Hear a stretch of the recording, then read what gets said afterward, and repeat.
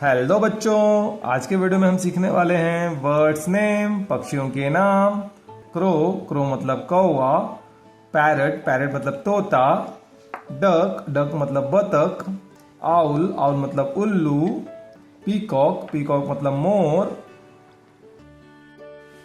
Crow, C R O W, crow, crow मतलब कौवा।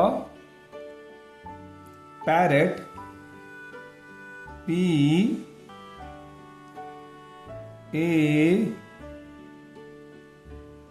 Are R O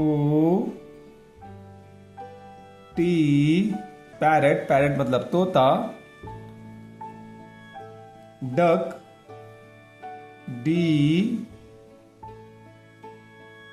you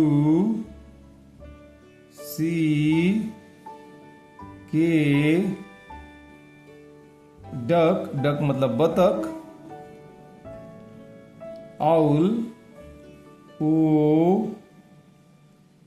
W L, owl, owl मतलब उल्लू।